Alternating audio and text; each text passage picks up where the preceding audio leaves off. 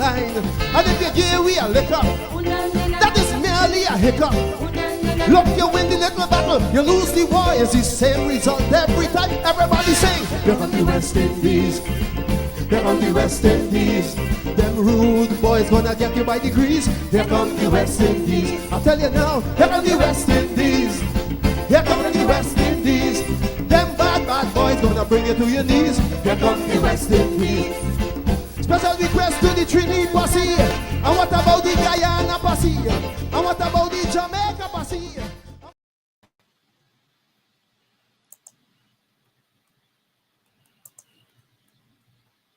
Against England, a riot erupted. An outraged crowd believed that a controversial run-out showed the umpires were favouring the old colonial masters.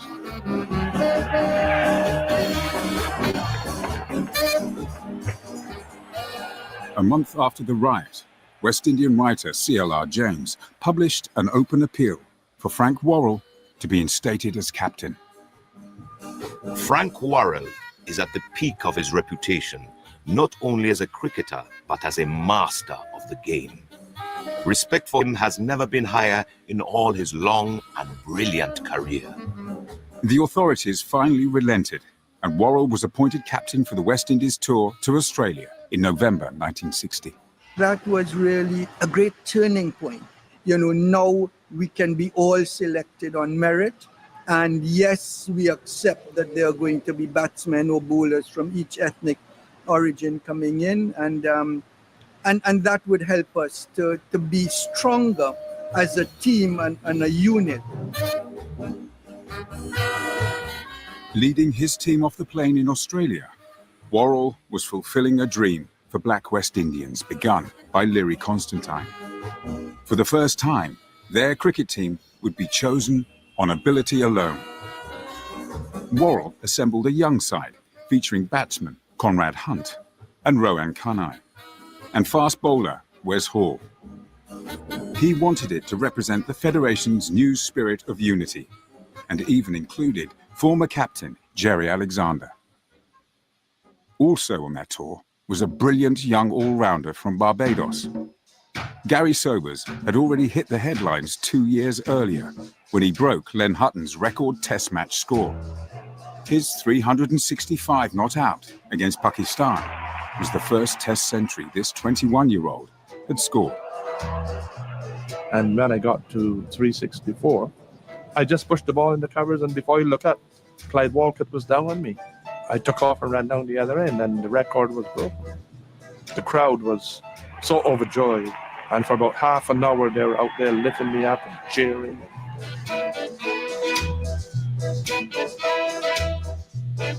With Sobers now established in the team, the West Indies travelled to Brisbane for the first test against Australia. It was Worrell's first match as captain, and the result would become part of cricket folklore. The team captains Richie Benaud of Australia and Frank Worrell of the West Indies tossed before the start of the first test match. Worrell won the toss and chose to bat first, but Australia struck early and the West Indies slumped to 65 for 3. Kanhai caught grout, bowled Davidson for 15. When Worrell walked out to join Sobers in the middle, he knew the course of the match now hung in the balance. The pressure was on the captain. Play resumes with Benaud bowling his first over, and Sobers welcomes him with typical aggression. This sizzling straight drive takes the score past the 100. Worrell, playing a captain's knot, is restraining his natural aggression. With their backs to the wall, Sobers scored 132, and Worrell played a captain's innings with 65. Together they had pulled the West Indies back into contention. It's a full toss, and McDonald bangs it through for another 4 runs. But the Australians replied strongly, and as the two sides both looked for the win, little separated the teams after almost 5 days of stylish and attacking cricket. The game was poised for a dramatic finish, with Australia needing 5 runs off the last 7 balls of the match, with Richie Benaud facing Wes Hall. Wes was ripping in. It took about 8 minutes to bowl the last over. They were 8-ball overs in those days. And Frank Worrell had given Wes strict instructions not to bowl a bouncer to me because I was a reasonable hooker, but not this day because he did bowl a bouncer, and I got a top edge, and thought it for a moment it was going to fly over Alexander's head, but it didn't. Benno's nicks and he's out. Caught by Alexander. The 8th Australian wicket has fallen and either side can still win the match. With the next 3 balls, Australia scrambled 2 more runs as they chased victory. Wes Hall missed a run out and then a catch. The 5th ball. Grout swings, the ball goes high in the air. Hall races across and he drops the ball. The 6th ball. Neckett connects and the ball flies deep in the outfield.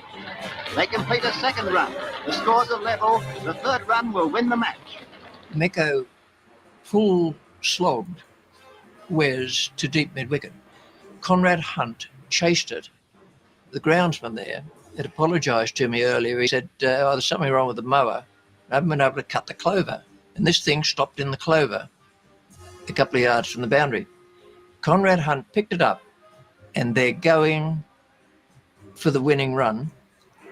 And the throw had to be within an inch of the stumps. Otherwise, Wally Grout would have been okay. Grout makes a great effort, but the bails go off and he's run out.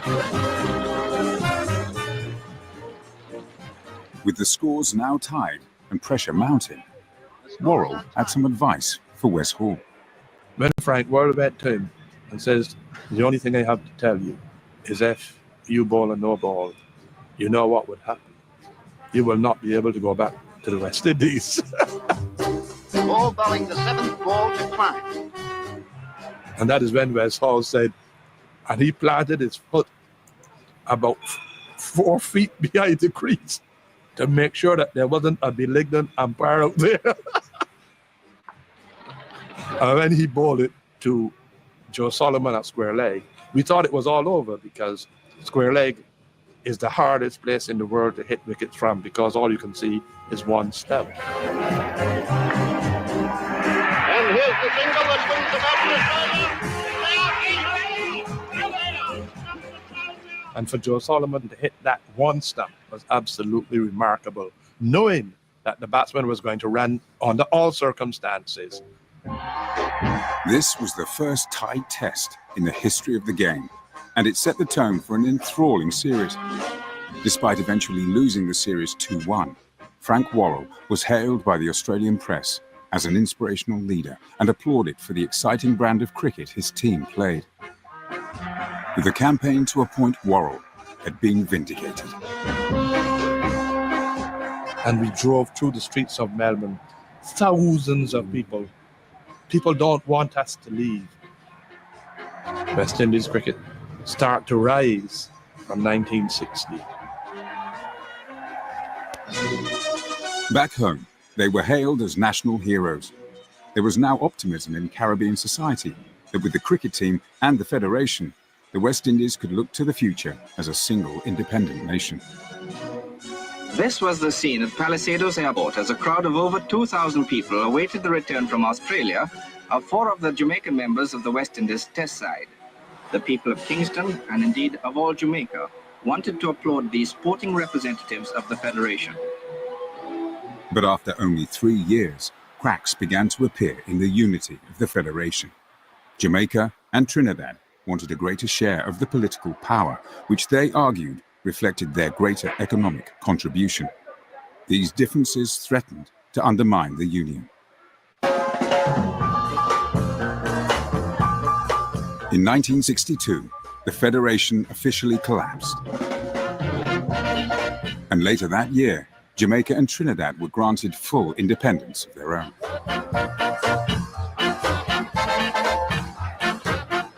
Leading the West Indies to England in 1963, Worrell knew that his team were now the only ambassadors for West Indian people. Cricket, more than ever, would have to represent the West Indies. Worrell kept the core of the team that had taught Australia, but he also added Charlie Griffith, who, with Wes Hall, would form a fearsome opening bowling attack. Together, they began the West Indies' reputation for aggressive pace bowling. When Cowdrey was at 19, another blow for England, and for poor Cowdrey himself, struck on the forearm.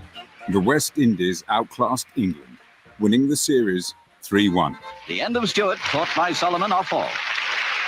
And in the final test at the Oval, West Indian fans raced onto the pitch to greet their heroes. The Oval can never have known a scene like this. Victory in the series by 3 matches to 1 confirmed the West Indies as the most powerful side in the world.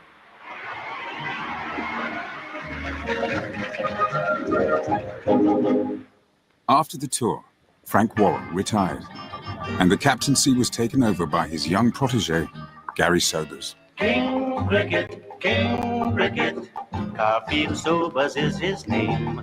King Cricket, Sobers is his name. Good evening and welcome to today's edition of West Indies Cricket 101. Wherever you're joining us from on this Sunday evening, welcome to our discussion. My two spin twins. No, it will have to be a triumvirate.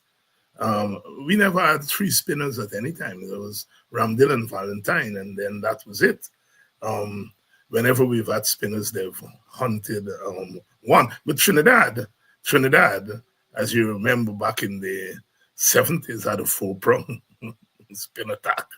You remember Inshan Ali, Imtiaz Ali, Rafiq Jumadeen, and Ranji Nanan, 4-prong spin attack. We know of the 4-prong pace attack that developed in the 1970s and 80s and right through the 90s.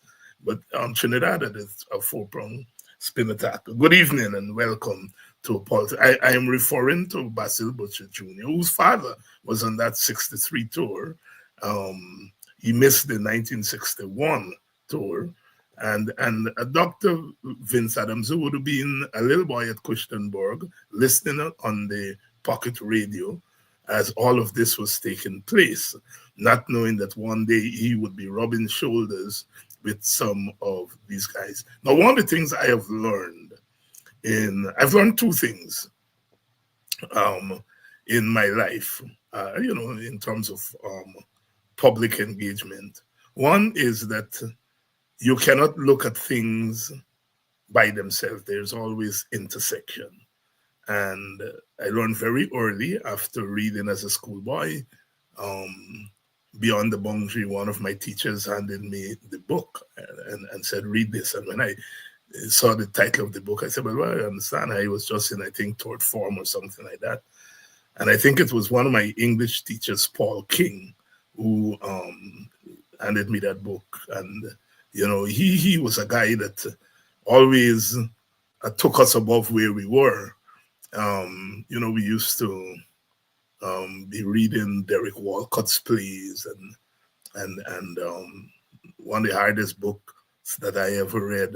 I had to read it 3 times in my life before I could understand it. It was Wilson Harris Peacock. I still couldn't understand what the chap said.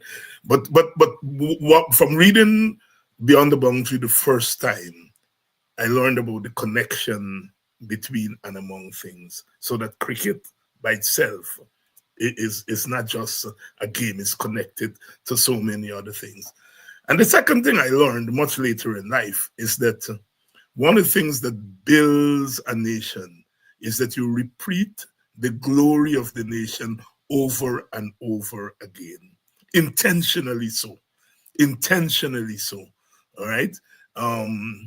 I teach Black studies, and somebody like Thomas Jefferson doesn't play a positive role in Black studies. He's the first American theoretician of race. He argued in a small book called Notes on the State of Virginia, written in 1781. He argued that Native Indian people are brown people in white skin. So white people in brown skin, and that they could be civilized. But that Black people, they could not be civilized. But he's leaving it to science to prove that. And of course, later on in the 19th century, science of eugenics was to prove that Black people are not at the same level of white people, and the rest is history. But prior to the coming of Black studies in the 1960s, Jefferson was God. Jefferson was God, because they repeated it over and over again. And even when I teach it now, kids are coming in from high school where they learn that Jefferson is God. So you now come in and tell them, but Jefferson was not a nice chap to black people, Jefferson had a black woman, Sally Hemings, who used to run around with. And you can see that the students' minds are trying to disentangle, 12 years of schooling in which they're taught about these founding fathers, how great they are. And now you're confronting them and saying, well, these men had some issues, right? The point I'm making is that you replete the glory of your society over and over and over again. It's part of nation building. We in the Caribbean are somewhat shy about doing that. And it's one of the things I learned from C.L.R. James, who looked at the Haitian Revolution and wrote a classic, Black Jacobins, in which he humanized the revolutionaries. Before that, they were written about by white people who saw them as savages who wanted to kill white people. And here is James writing a book that says, no, the Jacobins who created the French Revolution, these men are their equal, Louverture and Dessalines and so on. And what he did is humanize them, intentionally so. Some of the younger scholars today are saying that, well, C.L.R. James was romantic, that they were false in the Haitian Revolution and so on. Of course they were false, but it was a glory. And I think we in Guyana are tasked now in doing the same thing with our 1763 revolution, which our historians have said was a failed revolution. How can you fail when you held a colony against the great Dutch for 1 year and more? Guyana was easily, Berbice was easily the first Black republic, But so you tell your glory story over and over and over again. And I think if people like these young people, and you all know I love Admire, but if I have anything to do with that little boy, I would put him in a classroom and I would say, you read this, you watch West Indies cricket from the 1920s to now. I think he's going to become a better boy. And I'm not picking on him because the rest are the same. But I think part of what we are failing these young men with is that we are not repeating. When they open the newspaper, on the turn on the TV, they must see West Indian glory over and over and over again, because it helps to shape their sense of themselves and where they are in relation to the rest of the world. I think, because we don't do that as a society, I think we are failing young people, and we have young people with talent who are coming through, but talent was not always your ability to bat and bowl and feel, but is how you channel that into something larger than you, larger than the game itself, and as C.L.R. James said, beyond the boundary. Sometimes you have to inflate your achievements in a world that don't need islands no more. They used to need islands for sugar for them and coffee and cocoa and so on. They don't need us for that anymore, because now it's oil. I mean, they need Guyana, right? And that is why we got to get it right in Guyana. But they don't need islands for coffee and sugar and thing no more. And so you have to intentionally, quote unquote, romanticize and inflate what you produce. I remember a young scholar, Dr. Gonzalez, Ralph, that SOB now. But I still like it. He began about 20 years ago in academic circles to talk about the Caribbean civilization.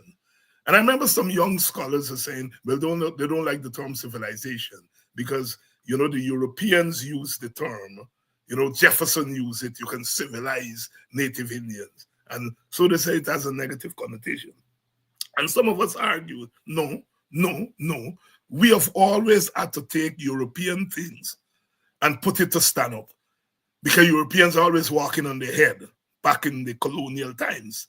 And we had to put them on the foot, right? So we take the game that they invent to oppress us, and we turn that game into an act of liberation. And we've always been called upon to do that. And so therefore, we are a civilization. We have contributed to the world in ways that go beyond our size. You see? So part of playing what we played it earlier today in the 1960s and West Indies cricket is really to lift ourselves up and to say we are not third world. We may be third world in European classification, but Sobers is no third world. Sobers is first world, right? Worrell wasn't a 3 cents chap. As Worrell was boarding that plane to go before he left to go on that 61 tour, CLR James sent him a note, and he put the note in his pocket. And the folklore has it that as he sat on the plane, he took out the note. And CLR James said in that note, if you're able to beat or compete with the Australians, it will prove to the world that the West Indies is ready for independence. And so the burden of West Indian independence was not on politicians. It was on those men with those white flannels, that if they could beat England and beat Australia, they could prove that we could govern ourselves. And if Worrell was able to lead the team with distinction, it shows that a black West Indian could be a leader, and we could lead ourselves. And the rest is history, right? So that the game of cricket is more than just cricket. That is why, my students always ask me, Dr. Hines, why when black professors, they're talking about psychology or political science, and all of a sudden they start to talk about John Coltrane and they start talking about Muhammad Ali and sports and things. And you have to take pains to say, when you are oppressed, you don't look for one door to get free. Every possible way you look for a door to get free. And so for us, education is not a linear, straight thing. It's a thing, what Professor Nettleford said, we are people who are engaged in order in chaos and chaos in order. And only we could understand that dialectic. The other night I was on with Dr. Adams, and I was talking about cousin Christy Bell from a village. She used to sell loose cigarette, and she died in the week, and she la, and then she drop asleep. And then by the time to pull away she cigarette. And as she sleep, she hold lamp on a cigarette back tight. And when I pull away, what are you ras do? So she gone from La to God to Ayoras, and then she go back to God.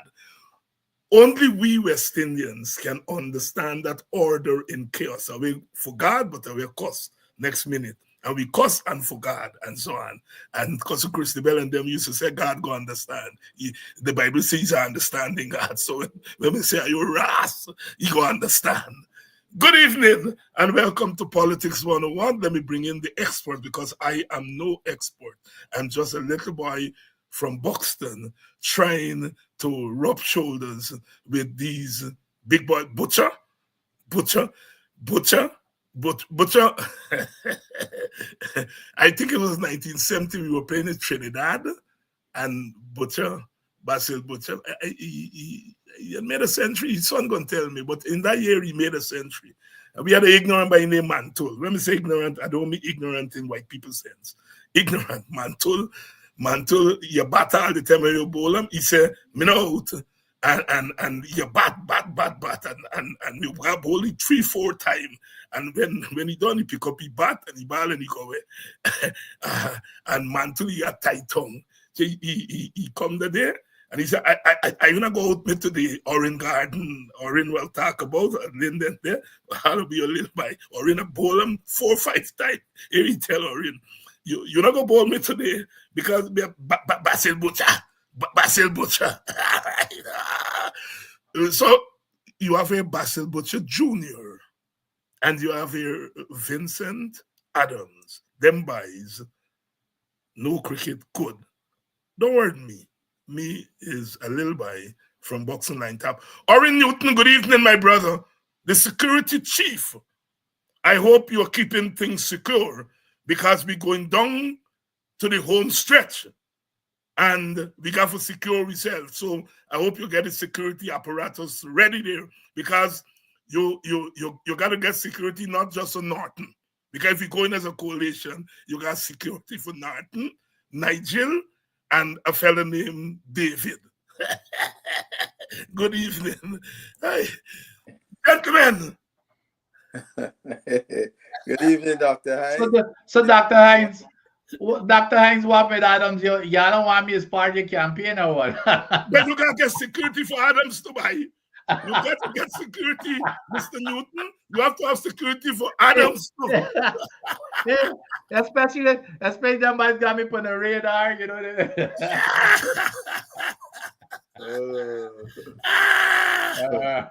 Gentlemen, Basil in 1970 was I know he had taken a 5-4 against Trinidad. Only optimistic next spin. That was against England in Trinidad. It was against England. But in local competition, he never took a 5-4. I gotta check that. I don't know about that. But I know he had one of the, maybe not 5, but I know one of the persons he had bowled was a chap named Tony Lewis. Was Tony Lewis? Yeah. Trinidad keeper. Wicket keeper. Yes, he bowled the ball. He used to live in New York. He's in New York. Right. Yeah, I think he moved to California now, though. But he got the 5-4 in Trinidad, though. He got the 5-4. Yeah, I know he got a 5-4 against the 68 team when Sobers that year when Sobers made the controversial declaration. Yeah. Here, you remember I tell you the story? I used to play for Mackenzie all the time, and the first game I played against Mackenzie for DCC, and of course Butcher. When I used to play for Mackenzie, Butcher used to carry with DCC all the time. DCC come play like spin googly bowling. It's like I clap 100 penny, and here he said it's only because the field so small. So when we go in the pavilion, I say you take me. I say you take me for them English paku that you bowl out.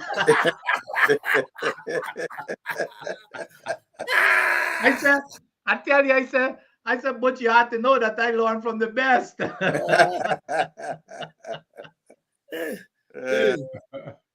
the interesting thing, as you're checking, I'm looking for my No, he didn't get no damn wickets in 1970.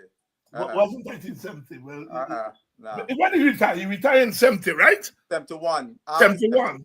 Yeah, I'm looking for my history of West Indies cricket to go through them thing, but I don't know. I probably could put it in another room. Doc. Yeah. That 1961 Test series, which still is the most talked about series, I would think, in cricket. I've heard about the body line in the 1940s. We in the West Indies know about our 4-prong attack, but the world doesn't seem to get enough of 1961. Why? And this is a question for both you and Butcher. Can turn you all into philosophers tonight. Well, of course, we know the one, well, not an incident, but the one event that everybody remembers. Thai test. The Thai test, so that's the most that that's the one thing in those days. And I remembered in those days we used to look, we had live TV. We used to look at things on video, and if they got a little tape, them old tape, we used to go pack up at the Mackenzie Sports Club or DCC, wherever, and we going over them videos and seeing them score. But that's the one thing that stays in everybody's mind. But then of course it took us to me. That was the series probably that took us to a different level in terms of respect. You know, when you see, you know, here we go. I mean, we're dignified. I mean, you go to Australia and you get the people, not only the players, but the people respected you. So we elevated ourselves as a team, both on and off the field.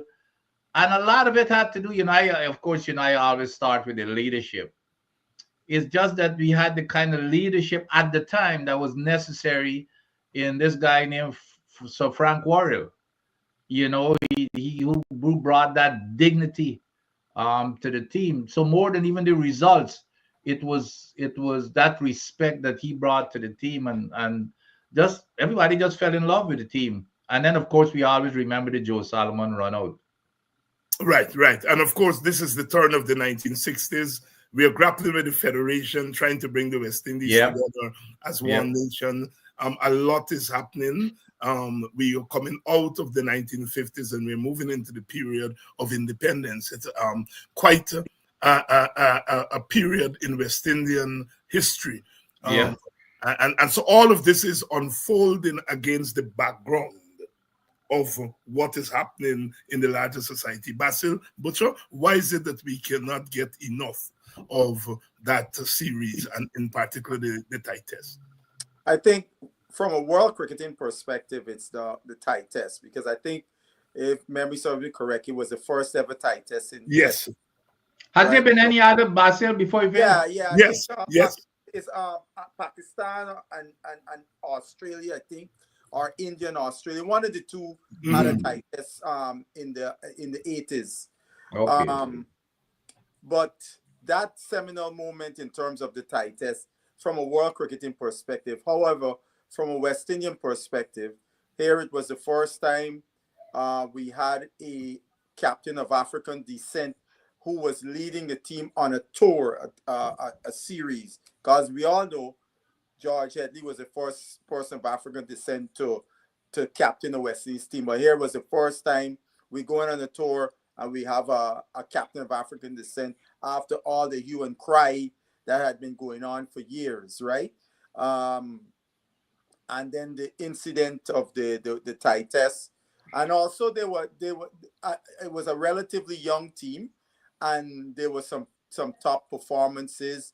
Kanai making separate hundreds, Lance Gibbs taking a hat trick, Sobers is starting to more establish himself even more on the world stage, Wes Hall now coming into, so all the makings of what would become the very good or great West Indies teams through the 60s to close to the late 60s. You saw the beginnings of that with that team, as the folks who were the older folks that were around then would say to you, that was the team that put us on the map in terms of West Indies cricket, because we played Australia really tight there, and that was the beginning. From there, the team took off, where we went and beat the colonial master 2 times in the backyard in 63 and then 66.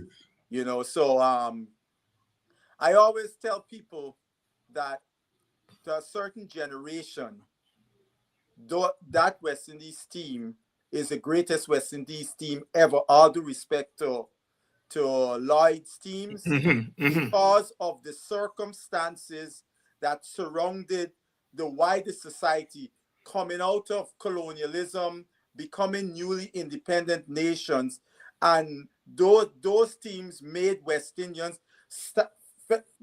gave us our quote unquote man and womanhood. We felt we belonged on the level with anybody. That's what that psyche, the teams. Because you often hear people from that generation refer to the players of those teams, irrespective of their stats or whatever, as great so and so, great so and so. Although their stats may not give them the moniker of great, but because in their mind what they did to their psyche as a West Indian people all around the world. That's why I think 1961 series to Australia is so important, because that was the beginning. I'm very glad, Basil, that both you and Doc went there, because I'm writing something now on the glory days with the Lloyd Richards team. And my thesis is that to understand and to put in perspective what Lloyd and Richards were able to do with that team, you have to go back to the 1960s. Yeah. And what that 1960s team did. All right.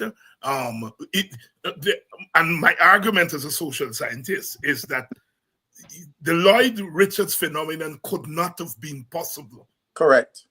Without the 1950s. And I was reflecting on Doc, and I'm coming back to you, on the fact that you as a young man made the Guyana team. You got injured, came back and played, but could not get back into that team. So even at the level of the territories, all right? So it's not just the West Indies cricket at the top, the apex. Is what was being fed into the apex. You could go in, and I think Barbados was presumption enough in 1967 to believe they could play the rest of the world. Yeah. Yes, and while that match was going on, Frank Warilla died, and they were bringing his body back from Jamaica to Barbados, and they circled the ground. And of course, Warilla would have had a problem with that because he was a West Indian national.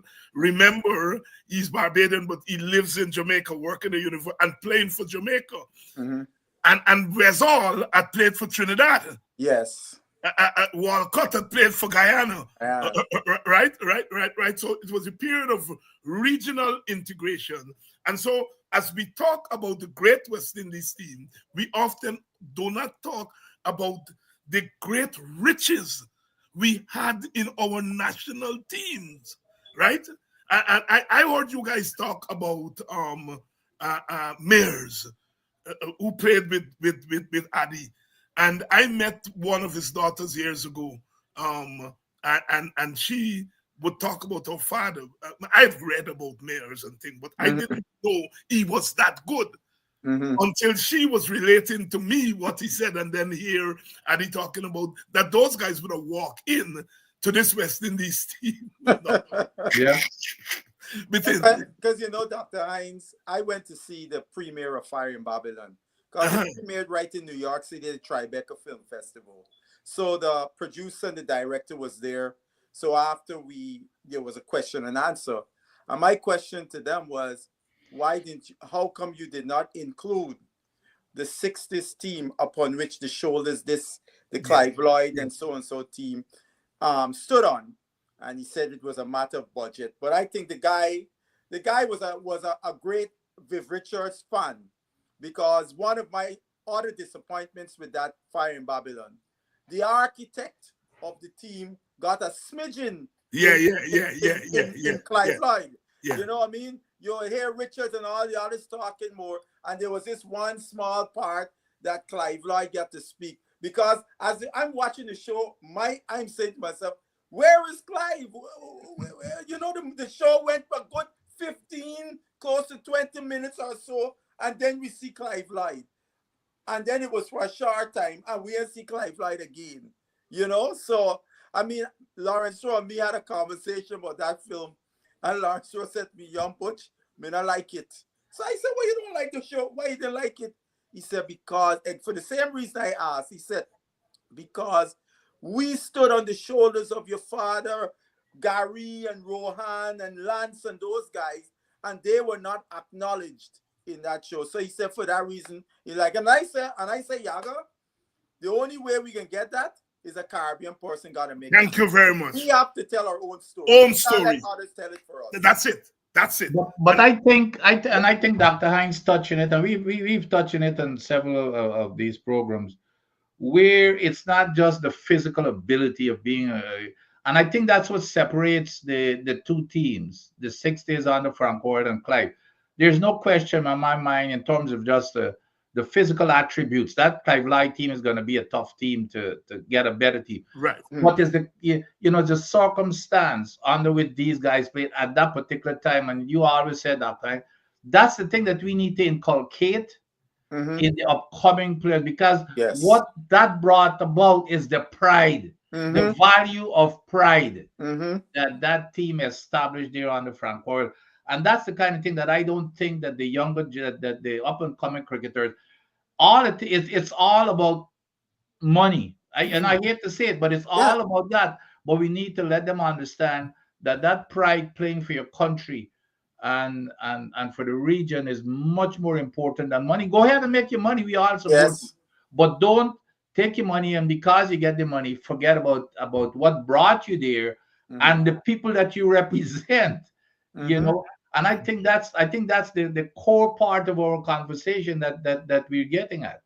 Because go ahead, Basil. Along those same lines, my father said when they arrived in England in 1963, Worrell said to them, they only got 2 superstars on this team, myself and Valentine. Because if you remember, in those days, unless you did the business in England, you were not recognized as a top player. Although Sobers already set the world record, as I mentioned earlier, Kanai making separate hundreds in Australia, making the double century in India, Lance Gibbs taking a hat trick and so on. He said we had 2 superstars. And then he said another thing. He said when we walk out on the field to play, we're not only playing for ourselves, we're playing for our people back home and all them black man here in England. Because he said the difference between winning and losing is that some of our people could lose their jobs if we lose. You see, when we win, they walk into work with a chest puff, and the white man can't tell them nothing because we beat the. So that kind of message. It's not although the circumstances is not the same. However, that message still rings true, because every time a West Indies team walks onto the field, they're not just representing themselves, they're representing the people of the region and Caribbean people around the globe. Because many of us, our moods change with a win versus a loss. Doctor, I want to go back to the riches at the left and the relationship between the national teams and the regional teams back then, right? And let me put in this little thing. The Super 50 just finished. I started to watch the first couple of games, but once England arrived, I ain't wearing Super 50 no more. Right? I look at it, I follow the score, but it doesn't capture the imagination in the same way as back in the 60s and the 70s, where the national cricket. And there was not the money that was put into the cricket infrastructure back then. So you couldn't say it was money that caused our national teams to be so strong that a match between Barbados and Guyana was like a test match, right? In many regards. Talk to us, Adi. What was the added ingredient beyond the cricket we saw on the field that made our national teams so strong? Was it commitment? Was it ambition? Was it nationalism? Was it all of those? Tell us. Well, again, I get back to this word pride. Pride. I mean, you remember in those days, nobody thought about money. But, Basil Father went on a few tours. But how many tours you used to get in a year? Maybe one? One tour a year. Well, okay. So it wasn't about the money, because all of those guys, they had a full-time job. Correct. Basil Father, Joe Salomon, and all of them worked at the sugar estate. And then Basil Father later worked for McKenzie. Yeah. So you ask those guys, it was about playing for your country. And at least with me, there was nothing more. Let me tell you something. If somebody asked me what was one of my biggest accomplishments, it was that. when you get named in your national team, Dr. Hines, I don't care what team it is, even if it's Litty, you're the best in the whole, you're the best in 11 of your entire country. And then when you walk out on the field, you know, it's the pressure. And a lot of times you walk out there as a batsman, it's not about you. You're afraid to fail as to what the reaction of the people will be. So when you walk out there, it's not really about you. So that's the most important thing that I think that, and why I keep saying it doesn't matter with these guys, because what the heck, even if they go out there, they feel, you know, they got their big check to collect, and they can't wait to get off the field, because that one game is not gonna look. You know, when I look at the Ghana team, at that same time when I was trying to get back into the team, you had Ambassador probably is either five batsmen, Guyanese batsmen were in the top 6 order. So, and then it was Frederick Skamash from Guyana. So you forget about if you're opening batting, because you can't get in there. Because sometimes when you're opening batting, that's it. Yes. Look, that we talk about Vincent Mears. I still think he's the best West Indian batsman that didn't play Test cricket. Vincent Mears was, a lot of people don't know, he was ahead of Clive Lloyd. But Vincent couldn't get into the West Indies team. When he made it in that season, when he made 47 in the first game against Trinidad, to get Clive to play in Barbados, they had to bring him in, and then they let him open batting for the very first time in his life. And he failed, and that's basically was it for him for his entire career. You had a guy named Rex Ramnaresh. I always say Rex Ramnaresh. Bernard Julian and them couldn't even carry Rex Ramnaresh. But Rex used to bat late, like 7, 8. He was not. Rex could have bat in, if he had gone to Trinidad or any one of those places, he would have made the West Indies team. He would have been batting up. Look, when I tried to come back, and I was making runs, you know, I'd come right back, first game, making the County 100, make a whole bunch of Case Cup runs. I remember Everton Weeks and Charlie Davis begged me to come to, because I had started going to UG, begged me, because Everton Weeks was the head selector, and he loved me, you know, and Wesal, they thought, you know, they really liked me. And they were begging me to leave UG to go to Trinidad, because Wes was the head coach of the Trinidadian team. And they said, Vince, go to the University of West Indies, and you will play for Trinidad, and you're gonna get in the West Indies team, playing for Trinidad. But you know, little by, you know, you're left at home, forgot a strange place, you know, nobody and that type of thing. And I'd already started UG, and I had my interest had changed somewhat. But it was in those days when you play in like a team like Guyana, you can't. We had a lot of players. Cornelius should have been in the West Indies team. I remember in '69, Cornelius he got like 20 wickets or something. And we were at a cocktail party in Jamaica. And Alan Ray. Alan Ray come to and tap him on the shoulder. It was me, Shorty, and Lance Short and Rex Collins. We tap him on the shoulder and say, pack your bags, youngster. You're going to, because they were going to pick the team to go to England, the 69 to go. To pack your bags. And he grinning from ear to ear. Rex Collins called me and he said he just got the kiss of death. He ain't going nowhere. And so said, so done. Halford and them couldn't bowl with Carney, and Carney could have bat. Carney was batting at 3 and 4, batting from 1 to 5 in the Ghana team. But when he was playing with the big boys, he had to bat down in order like 7, 8 while he bowling his leg spin googly. But in those days, but you still keep playing, you know, you still fight the way because you want to play, not even if it's 12 man. you know, you're glad. When I used to play 12 man in the Mackenzie Case Cup team, it was the best thing that, look, I just love to be around. Because when you travel, you know, like when you had to come from Mackenzie to play in Georgetown, not only you with Butcher, rubbing shoulders with Butcher, but when you get to Georgetown, all the national players, you know, you're rubbing shoulders with them in the dressing room, you sit down, you feel, you know what I mean? So those are the kinds of things that used to incentivize us to be in that company and play for your country. But nowadays, it's different. It's different. But any added comments? Yeah, look, playing. I remember Paidana telling me something. He said, when Shell Shield start, every season was dog eat dog. Yep. Because usually you might get 1 or 2 spaces available in the West Indies test team. And you add up all the players from the various territories that got to fight for that place. I always remember, one in 1978 at the start of the season, as Fredo retired, opening spaces there. And at the start of the season, you got Faoud Bacchus, Leonard Bacon, Richard Gabriel,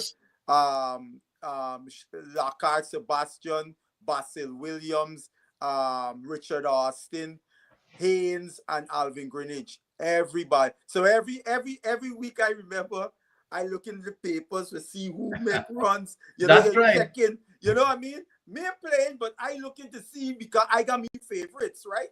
And so they're fighting to get one space, and that was how intense the competition was. And I think, like you said, Dr. Hines, I don't look at West Indies cricket anymore with a nationalistic view when it comes to regional cricket like we had in the past. Because I don't even think these youngsters today got that nationalistic intensity in terms of how they're representing the country, your country, when you walk out there to do battle with somebody else from another country. Because that was the unique thing about West Indies first-class cricket, was that it was a national teams playing against each other. So it brought another level of intensity that you wouldn't find anywhere else in the world. But I don't think that's there anymore. I want to reflect on something, yeah? And good evening to all of you who are joining us. Good evening, Terry Ann from Belladrum, Terry Ann Granville, Jonah and Bob. Jonah, you're flying all over the world. You're posing up and so on. Actually joining us from the old colonial mother country. Asher, my countryman from Buxton. Good evening. Dennis Booker, good evening. Emily, you have been missing in action recently. It was good to see you out tonight. The ladies are outnumbering the men. Look.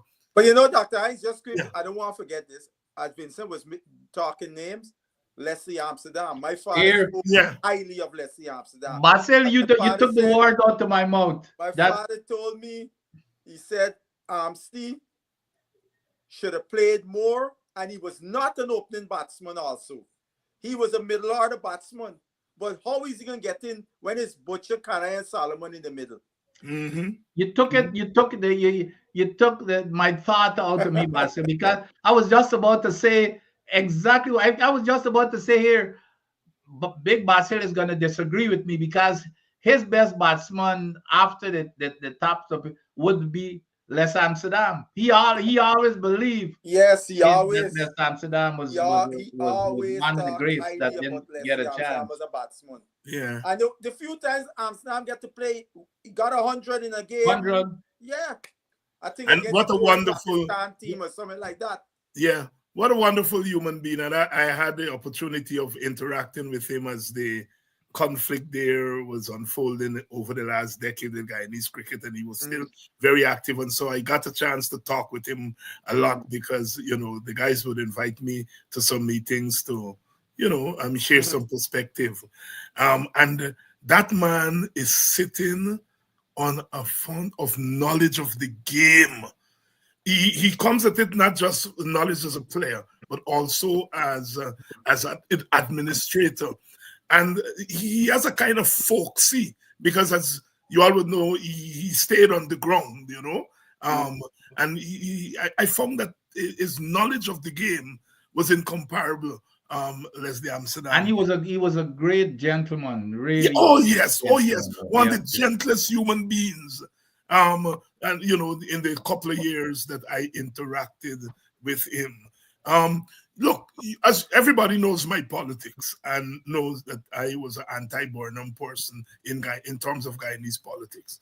But in 1973, Clive is not brought back. The Burnham government brings back Clive. Government pays, right? And we know the rest is history, right? He makes 100 in the territorial match against Australia and goes on to a big 178 at border. 1981, Clive is late. The helicopter picks Clive up at the airport and lands him at the football field next door and bring it in. I look at Rowley and Keith Mitchell and this Lampy Pumpy one we get in Guyana and the intervention in cricket. And I'm saying you can see for them it's a showman thing. But you always, and I give those two examples of Burnham, yeah? Although I was anti-Burnham. God, give Jackie jacket when at that time I separate Burnham from politics because cricket is what it is. And here is one of my heroes, Clive Lloyd, got injured. The West Indies board, like they're gone done with it. And here this politician intervenes, right? And Burnham, although Burnham was a showman, he didn't get in front of the show, all right? He stayed behind. But the thing, and I want you all to speak to that commitment of that generation of political leaders and their commitment to the game and the ones that we have now. Do you all feel that they're committed in the same way that the Barrows and I mean, this here is one of my Bible. Wherever I go, Manly. Wherever I go, I just pack this book first. Then I moving from place to place. That's a big book, boy. yeah.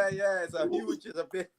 So I want you all to talk about the commitment of this generation of leaders and the commitment of the present generations, how different they are. I don't want to say what some are more committed than others, because I think they're all committed. But I want you all to speak to the difference of commitment. I'll start with you, Basil. Look, again, those leaders of the time, you're talking about the Burnhams, the Barrows, the Manleys, etc. Remember, those guys were there with they were all part of the anti-colonial movements in their respective territories, and they understand the intricate connection with cricket and our societies, how important cricket was for our societies. You know, it was so imbued. It was, as we would say, it's part of the cultural milieu of the Caribbean. So they understood that clearly and the importance thereof. It was great what Burnham did in helping to facilitate Clive coming back home, because he was pretty much stranded, you know, laid up in a hospital, thinking that his career, where is he going to, you know, and it was able to facilitate him coming back home. And other Caribbean leaders got involved in along those lines. I think Keith Mitchell is sincere, because he is an avid, serious cricket fan. He played the game. He played for Grenada and so on and so forth. You know, I just think that the environment of today precluded him doing more than he would have liked to be able to have done. You know, so I would just say, just like how we all these countries got the same name, but the societies are no longer the same societies as they were in yesterday year. So again, anybody coming out of that are not gonna have the same thing about cricket. Like even though they love the game, not the same thing like we were in the yesterday years. You know, I mean, all of us here as youngsters growing up, we knew all the players who play for West Indies, even though we never see them play. Right. But if we could recognize them because we see the picture in the newspaper. If they walk on the street, we could say, oh, look like Walcott, or look Everton Weeks. Even though we never see them play, we see the picture in the paper or something like of the sort. Right? We knew all of them. The generations. yeah, the players yeah, that played in the past. I mean, even a guy like Clive Lloyd, as great as Clive Lloyd is just a name. Yeah. Even Viv Richards is just a name. Yeah. And to some of them, Brian Lara is just a name. Right. Adi, and just I totally agree with what Basil said, but when you look back at those leaders, and Basil touched on it, remember in those days we had a chip on our shoulder, if you will, in a positive light, in terms of we were getting out of colonialism. We had to prove a point. And the cricket team was the team that was leading the way in that respect, with the Frank Worrell team, with the team that went to England. So Barnum and those people understand that. What is that national pride? Nowadays, you were absolutely correct, Dr. Hines, that all we're getting is a poppy show with these current leaders. They're like this new, I can't even remember this new thing in Guyana. The Super League, the Global I still can't figure out what that, I still can't figure that out. But we know what it is. It's again to put them there to use cricket.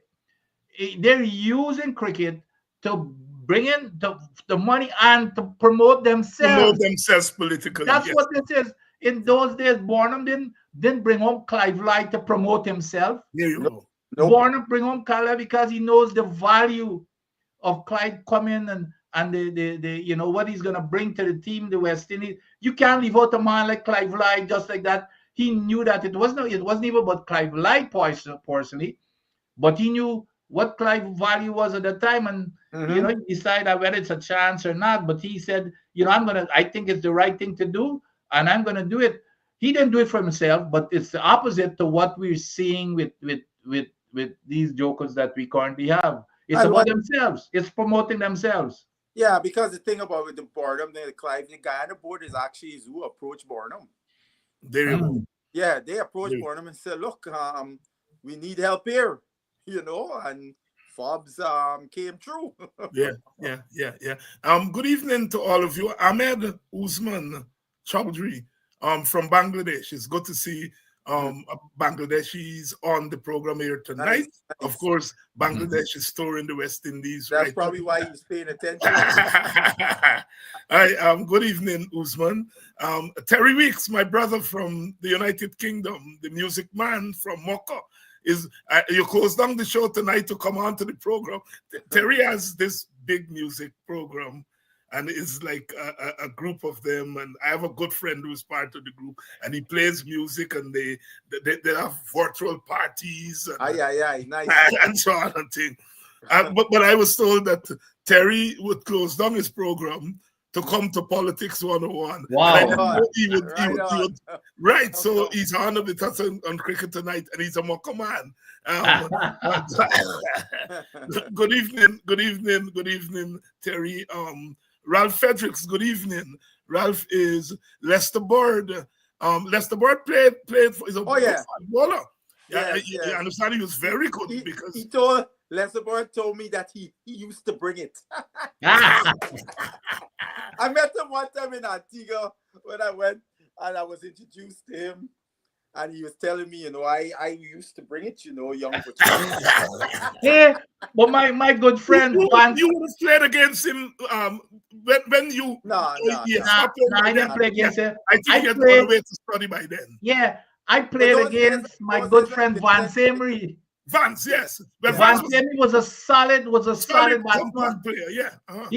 As a matter of fact, he and I made our debut in the same game in '69 at St. Kitts. He made, I think he made 30 something and a 40 something in the two innings that in that game. He was a very solid player. Good evening to those of you who join us from St. Kitts Nevis. It's still all the players from St. Kitts Nevis and Anguilla came from Nevis and Anguilla Omari Banks. And this young man, Michael Louis, is the first Kittitian. I didn't know that. I didn't realize that.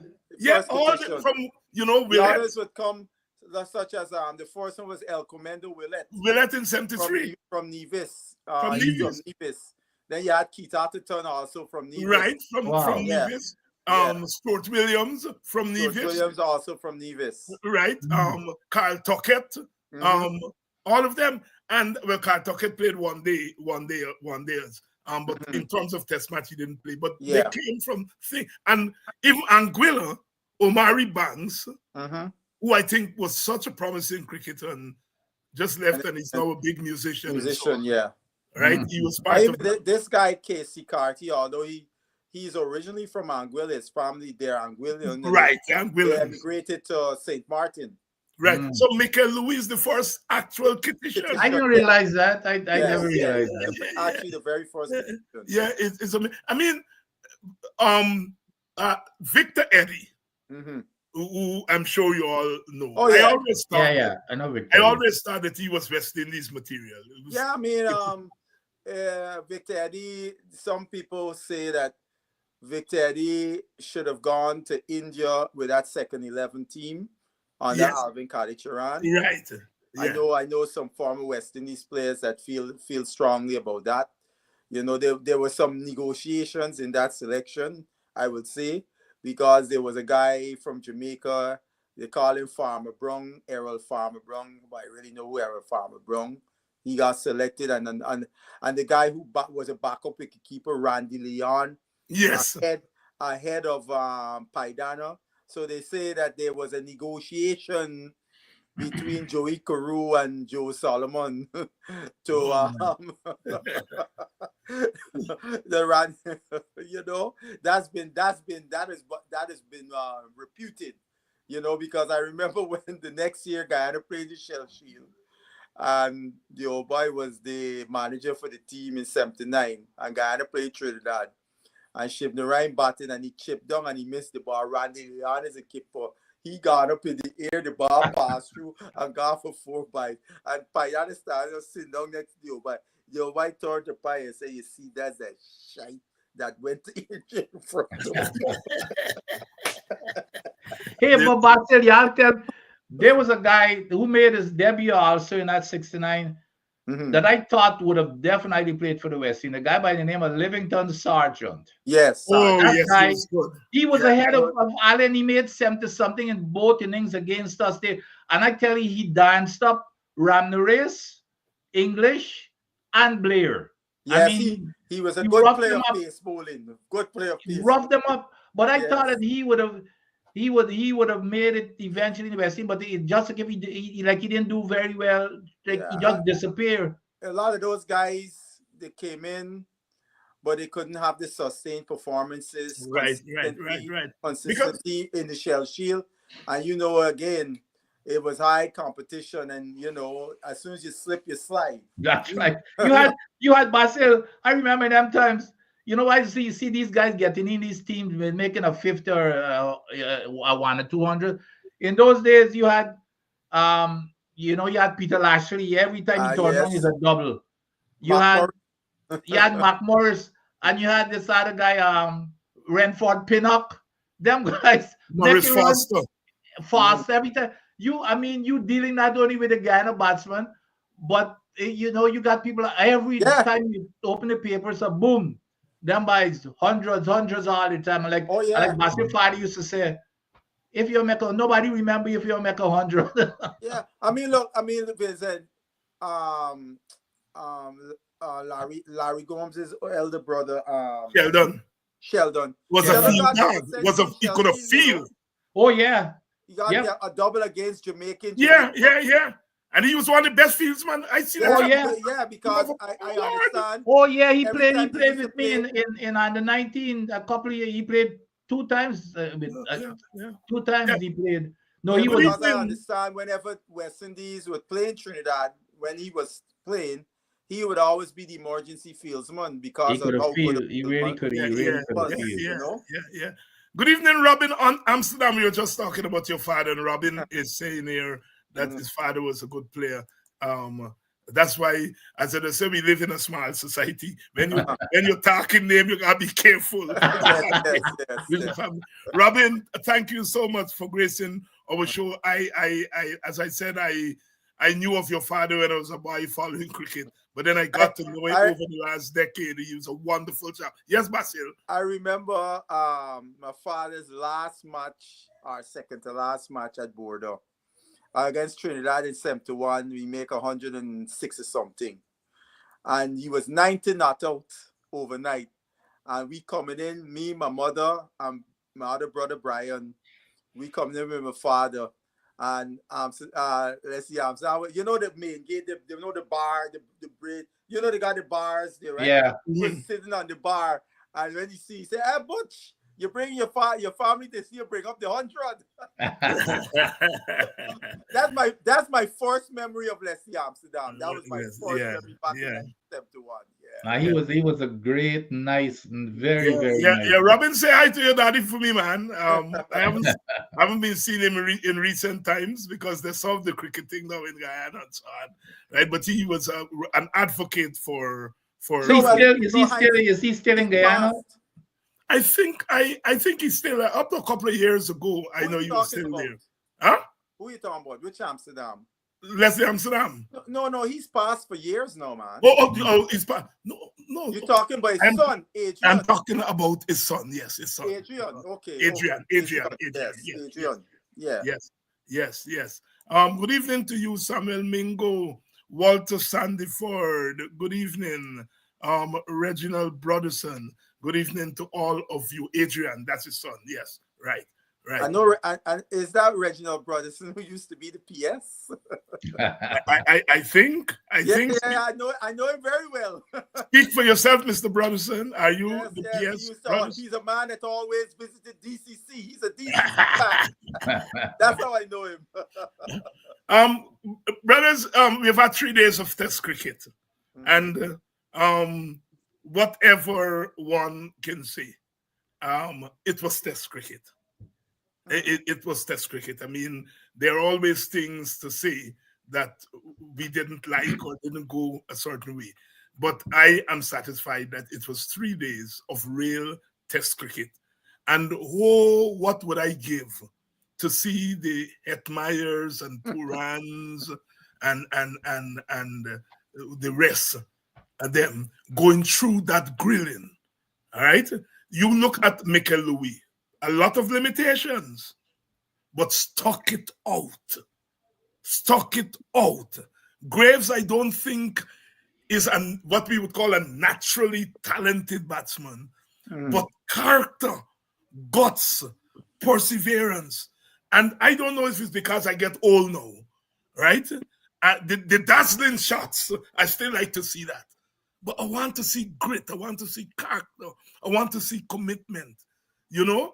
Atenes, I think of the three, he's perhaps the most gifted, and so on. All right, but even he understood what it is to pace and innings. Your assessment of the first 3 days. Start with you, Doc. No, without question, I've said it here. I've never seen a West Indies team bat the way that they did in terms of the discipline. This year was your classic Test batting that we need, and it even more than that. It came from the youngsters. Yes. It came from the youngsters, which gave us a lot of hope. If we can maintain this core batting, I think we've got a bright future. And I want to go back to, because Basil Father was the biggest philosopher that there was.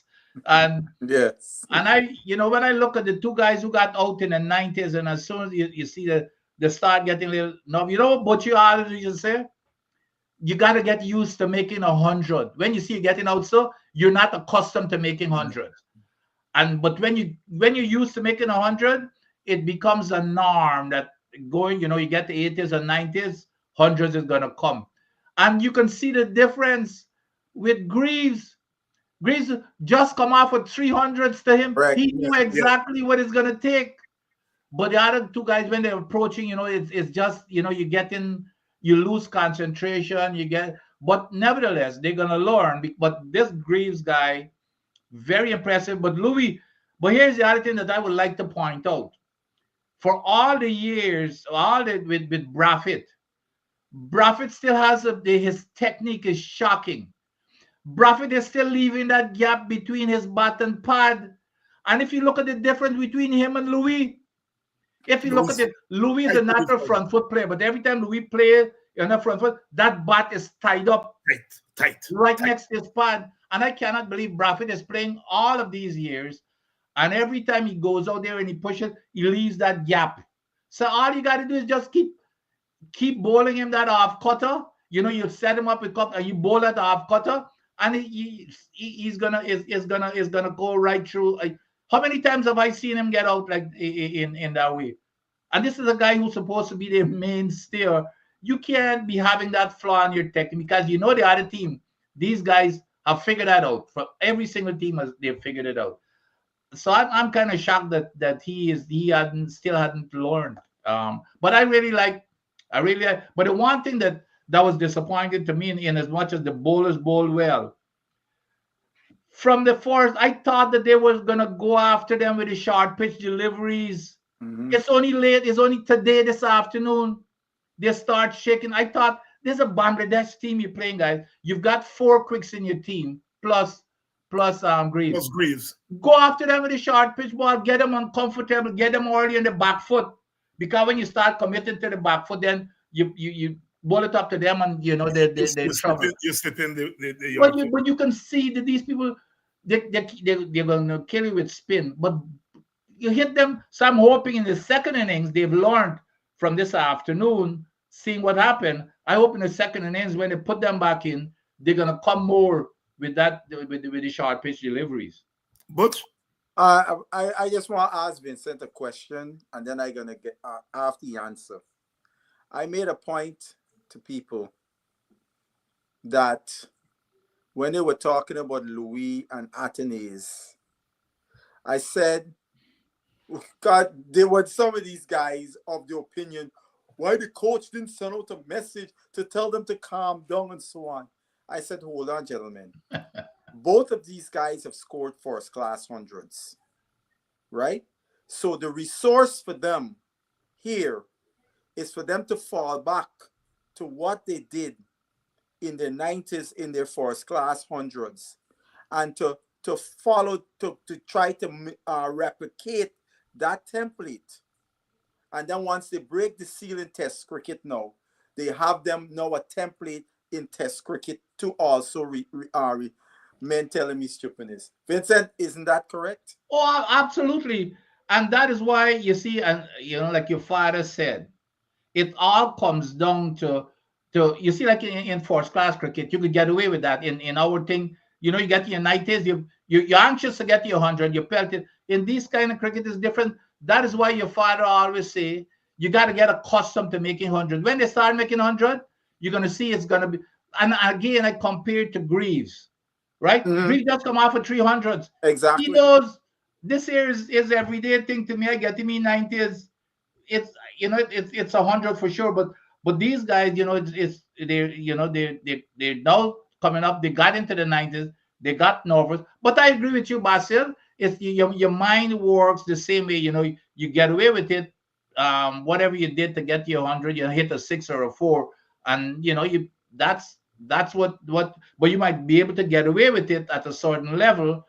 But when you get to your 90s here, them guys know for you know, they know that because them guys got the batting psychology too. That because they're batsmen, they know exactly how you just feel when you get into your 90s, and they crowd you. And I remember, you know, these things just come back. I remember playing in Linden, and I'm on 89 against Martino's in a Case Cup game. And I beat him bowling and Rex Collymore. Bowling, put the man at forward short leg. And I turned to Rex and said, your damn eyes past me. And you know what I can do? The first delivery out to Rex and for the over. Jump down the wicket for knock you out to the for sure. So, you know, for arm drive, as a matter of fact.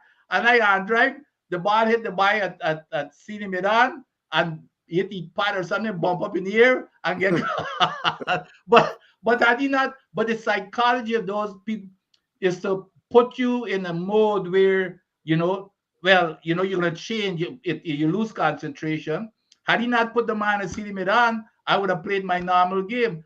And that's what is go on. These guys, the feeling team, as long as they've got little knowledge, they know how you're feeling. And they're gonna set you up to get you out to get you anxious. But I agree with you, Basil, definitely.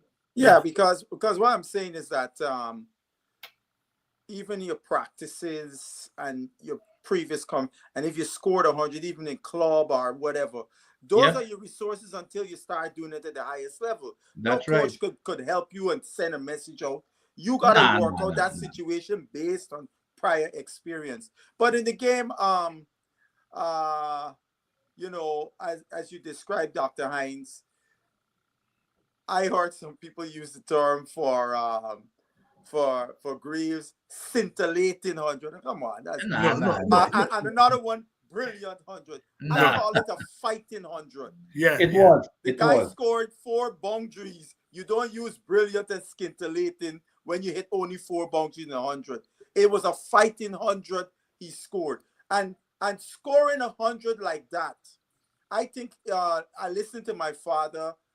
It puts him in good stead, because what it tells you as a batter, you had to struggle to make this 100. It didn't come easy. You understood how hard you had to work. So you got this experience, because I remember he used to tell me when Carl Hooper was going through his trials and tribulations, he said, you know, Hooper gotta make 100. We can get some edges. He got scratched. Now one of them easy fluent 100. We got dig and scratch, get some edges to 4 and so on. So you understand the grind that it takes to score 100. And once you got that foundation, I know Vincent would understand what I'm saying. It's like the 900-pound gorilla get taken off your back. Yeah. You know, because I know my father once told me a story. He's playing against Sugarboy Bajnat, and Sugarboy Bajnat was the legend. Anybody here but Sugarboy Bajnat? There's a man with both 30 overs and give you 40 runs, right? Yeah. And he said he made 106. Most of the 100 was singles, because Sugarboy Bajnat don't give away nothing. And he said it's after he made that 100, in the money he did, he know he could bat. Yeah. So it's the same thing. You scratching through and fighting through to get 100.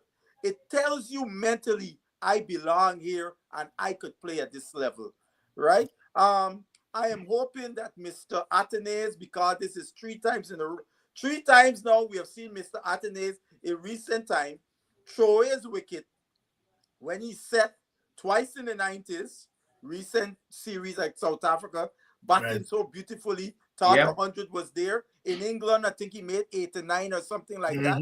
Throw away. So I would hope that Mr. Atenes will learn that, look, as Vincent, you have spoken about this many times.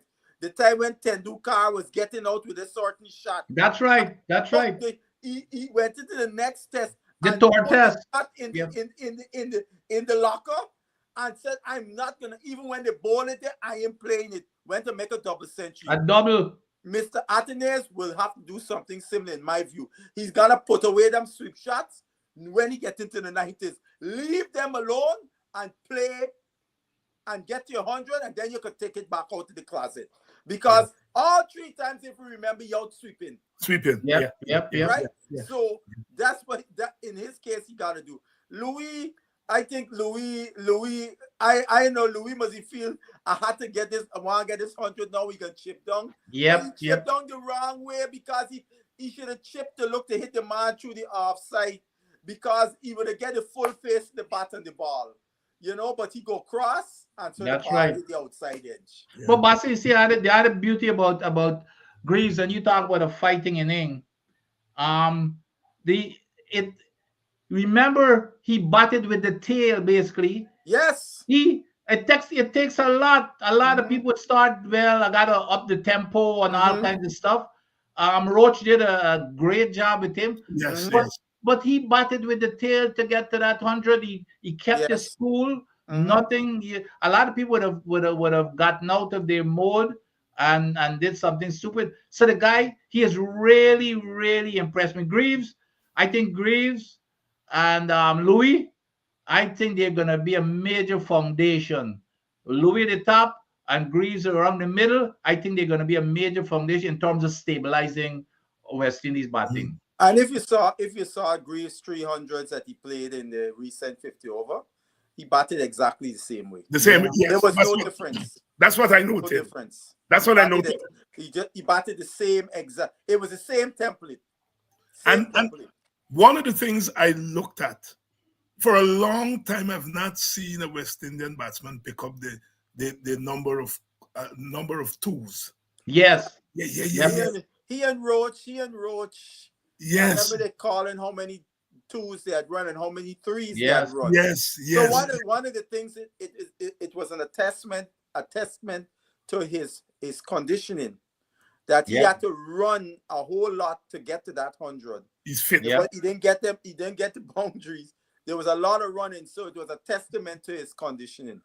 But the other thing that I noticed, Dr. Hines, of course, I was always also go to attitude off the field. Did you guys see the interview with him? Yes. The guy is so mild-mannered and humble. It was unbelievable in terms of his interview. I mean, I really fell in love with the guy, because when I listened to that, I said, okay, no wonder, his temperament on the field is that way. And by the way, don't forget, he's a very good seaman. I got to give up my buy Mears now for him. When he came in first, he came in as a bowler who could bat. Bowler because he opened bowling for Barbados. Yes. And the other thing, you look at his career, he's had to show resiliency. He's had to deal with adversity, because he started with Barbados and then was not picked by Barbados. He went off to Windward Islands, and then from there now he's with Leeward Islands. So he has had to leave his country to go elsewhere. So all that adversity he has dealt with. In my books, my cousin Roland, who was a selector, on the radio program there in Barbados, when they were talking about the selection of the squad to England, the last tour we went to, he was of the opinion. He said he would not have been dropping Graves for Holder. He said, "What message are you sending to him?" Graves went to Australia and showed the signs that we were looking for. He was really good with the ball. He was a superb fielder, and he got a few knocks. He got a 30-something, a 20-something. Yeah. Said, what message are you sending to him that now, the guy's showing signs and you just throw him at the one side and Holder just walks back into the team? Now, as far as I'm concerned, he nailing Holder. That's right. I can't see getting back. But let me ask you guys quickly. Of course, my boy was always been Mears. What's going on with him? Not only with the selectors, Basil, but now, of course, he's not performing. He's serious as a captain of team. What is he doing batting at number 6? But did he play? Did he play in the semifinals? Not only that, Vincent. He batted at number 6, Doc. Yeah. What is he doing batting number 6 in the Barbados team? But Vincent, not only that, Mears left the team before they got to the knockout stage. Yes, I didn't know that. He didn't play in the semifinals. Now in with a T10. Oh, he's gone to the two. Oh, Jesus Christ. My question was this to the Bajans: how could you appoint Mears as captain, knowing that he was going to leave the team in the business end of the tournament? That didn't make sense to me. You're giving him captaincy, and And the game before that, to get in it, he batted at 6. Yeah, I noticed he was in the semifinals. So I said, one of you. But no, it's not like catch yourself. He wasn't even in the semifinals. The youngster, Kadeem Allen, the big, strong. Yeah. What happened with him? The two of them went to the Oh, Jesus Christ, something wrong with me. Let me try to get in two things before we go. But before we get into two things, I noticed you all up and coming bad boy at 3 bells out fee. I put weight 2 because his exuberance when he came on. Oh, Mr. Sinclair. Mr. Sinclair as a substitute fielder. He's always that. He's always Always the energetic body. But still get a belt fee. Yes. I get 4 for Admire and I get one fee. I mean, really and truly, the question has to be asked: how is he in the team after being sent home from his regional team? There seems to be there seems to be some inconsistency, not some congruence that should be happening. It's not happening. You know. I agree. Another symptom of West Indies cricket. Connect between the territories and the main board. The board. Look, it was difficult to pick the bowling combination for this match, and they went with 4 pacers because you could not leave out Keeman. You had to have. I had Roach on the bench. I had Roach on the bench too. I was playing the spinner. I was playing the spinner. I was playing the spinner too. But I also knew that they weren't going to pick Roach to bench and put him on the bench. Right? So yes, I knew he was going to play, but if I was picking my team, he wasn't playing. He wasn't, because you got to pick the 2 Josephs. I gotta let my thoroughbreds run, man. Yes, you got to pick Seals. Seals is a natural wicket taker. Yeah. You know. And I know, and he swings the ball. He swings the ball. And I know Graves. Graves is good enough to be a full seam. Man. It's good to be I think the imbalance there, but you had to. Anyway, I got my answer. Adi, you have I didn't have Roach, and that is why I'm saying, if you're gonna play 5 quicks, if you will, the reason why you're playing 5 quicks is you know that Bangladesh is susceptible. Don't like this. They don't like this. That's right. Keep the ball in the chest. Keep the ball in the chest. Don't try with the swinging and all them kind. Keep the ball in the chest. Get them uncomfortable, and you stick in the couple. You bowl it up. You get so we're gonna see it. I think they're gonna do that in the second innings, because I think they see it today. They're gonna do it in the second innings. Because I think Bangladesh, because I said this before the tournament. I mean the series. Bangladesh they've improved in the seam bowling stocks, and I think Bangladesh missed a trick by leaving out their genuine. The fast boy, the little boy. Right? Yes. They're gonna bring him back at Sabina Park. Watch it. Of course, they're gonna bring him. But West Indies, but my reservations about them was I know they don't like it short and fast. Yep. So therefore, in my view, I come in aggressive at them. The 2 Josephs opening. And we come in head hunting, if you want to use the term.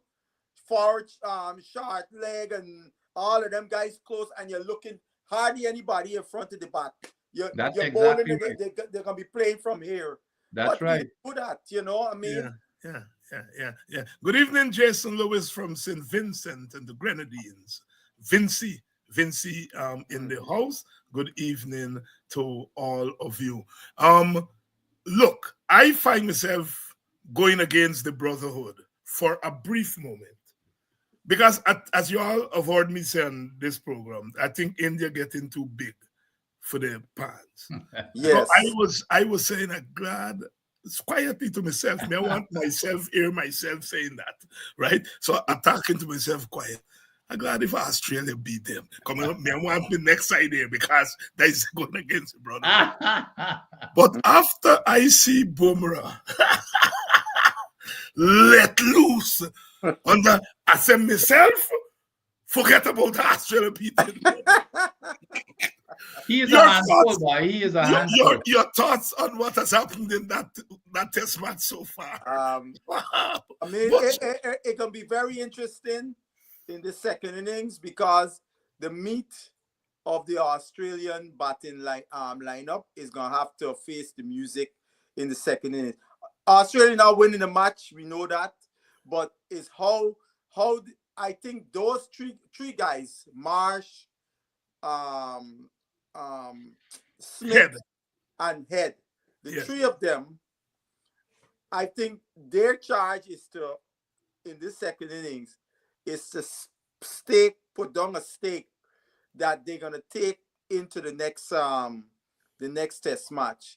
Because it's funny, I read an article about the preparation, because this is the first test match Australia has played in 8 months, right? Yes. But Australia, the setup was so meticulous in their preparation and resting, and for each player, most of them in play Sheffield Shield. Some played some Sheffield Shield before this, right? The captain didn't, and you could clearly see the captain was not himself. He was bowling a lot of bad balls. He wasn't the guy that would hit that spot over and over. Hazelwood was the only one that was the one, right? And all of this planning, and as the article says, Australia were undercooked, meaning these guys were not ready for this, and India blew them away. With practically a second 11. Yeah, Mr. Bumrah. Without Bumrah, India won't be in the position they are. Right. But remember, Basil, but you see, the thing is, remember, he's got a very good supporting cast in. No, I agree. But also too, India might say, well, you know what too? You remember they arrested Bumrah against New Zealand, yes, right? So Bumrah come in here rearing to go. And look, the next test, I don't know if India gonna send for Shami, because Shami is back fit again, right? Mohamed Shami. He's back to full fitness. Yes, I don't know if they're gonna send to bolster their troops with Shami. You know. Well, Rohit is coming back. Yes, Rohit is coming back. Sarfraz is not playing. Sarfraz is injured. Shubman Gill is injured. When Rohit, Sarfraz, and Shubman come back, that's the real batting lineup there. Yeah, but Rohit going to play. Who they're going to get rid of? We got Paddy Carr. Joel is going to drop when Rohit come back. Right. Joel, Paddy because Carr. KL Rahul going to drop back down the order. Down the order. And of course, neither Ashwin nor Jadeja is in this. The embarrassment of riches, eh? Yeah, but you know, guys, I know what Basil telling, but they're gonna start. This game gonna be finished by tea time tonight. Because you know, here, I'm not saying nay, but I'm saying those three Australian batsmen. I know those guys gonna be thinking, look, we gotta make a stand here. But you know, Basil, when them 3 wickets will get carried away last night, and they see what the ball did when they go there, them playing the real game. Because if you notice also, the wicket is starting to keep low. Yeah. And a wicket keeping low with somebody like a Bumrah is a double whammy. And then Bumrah, you got the other guy, the other Siraj. It says, and he also does do the same like Bumrah, but now he bowl a little out, and then that cutter rushing him back to your pad. I think the game done because mentally right away they're already beaten mentally. That game is going to be done by tea time tonight. Watch it. Yeah, quite a match. Don't even the Australians. They're still tough. But the Indians got a lot of support in the stands. Yes. Australia, a lot of them live there. Yeah. They have a sizable population there. Is that right? I didn't know that. Yeah, man. Yes. Every time India go and play in Australia, last year you see a large section of Indians in the ground. And there's not Indians who travel from India. Indians who live right there in Australia. Oh, I thought it was traveling. I said, why they're traveling heavy? No. They live right there. And also, they got a sizable Pakistani population in Australia also. And New Zealand. Yes. India, they got a decent Indian population, because you've seen how many Indians have played for New Zealand in the last several years. That's right. By the way, I see Carl Hooper got appointed. Oh, yes. The multicultural ambassador. Cultural ambassador there. Australia. West Indies sometimes bothers me. And somebody like Carl Hooper, well, you got Carl sitting in Australia. Well, they claim that it was the cost of bringing Carl back and forth from Australia to this part of the world, etc. was a little too prohibitive. So that's why he's no longer part of our white ball setup. Anyhow, we are what we are, according to Brother Bob, and that's the way it's going to be. You can't educate I for no equal opportunity. I hope that spirit can return to the governance of our cricket, indeed the governance of our society, because I think we are at a crossroads again. I mean, we have been at the crossroads many times in our history, but I cannot wrap my mind around that all the other cricket playing teams in the world are able to strike a balance between their players making money and committing themselves to play for their country. Yeah. And I cannot understand why we West Indians, who have given so much to the world in science, in politics, in literature, in sport, that we can't get this thing right. You know, of all people, we should be able to manage wealth creation and commitment to the society. And you are telling me that mayors left playing for Barbados to go and play T10? I asked the Bajan guys, I said to them, what nonsense y'all going on with it? Oh, I mean, how this guy, y'all give him captaincy and you know he was going to be leaving. This doesn't make no sense. And this is a man, you know, you're rooting for him to get back in the West Indies setup. Yeah, we sure are. Yeah. Anyhow, my brothers, it's always a pleasure. Yeah, man. Yes, sir. Same here. I'll see you all next week. Yes, and let's watch tonight. We know that one is finishing tonight, and hopefully we're able to pull this one off against Bangladesh. We'll have to score. We got them right where we want them. Yeah.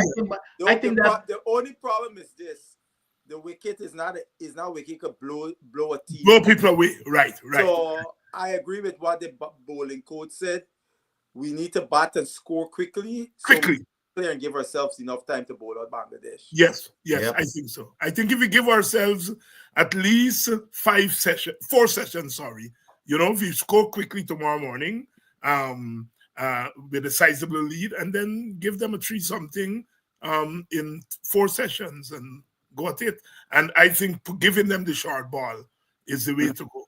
Yeah. Right? You know one thing, Dr. Hines, as y'all were talking about Brathwaite's technique, I remember we were playing in Sri Lanka, and Bishop and either guy is from India or Sri Lanka was in commentary. And it must have been the first time this guy seen Brathwaite bat. And the guy was incredulous. He turned to Bishop and said, Bish, how can a guy with such poor technique be playing Test cricket? How can a guy? He kept repeating. He was so amazed. How could this guy be playing Test cricket, right? And Bish sheepishly said, "Well, on the flat wickets he'll do well, but you know."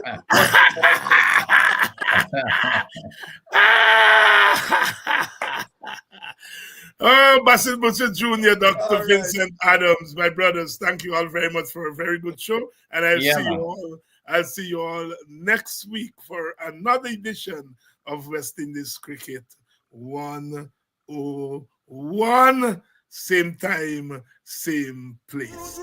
Gonna get you by degrees. Here comes the West Indies.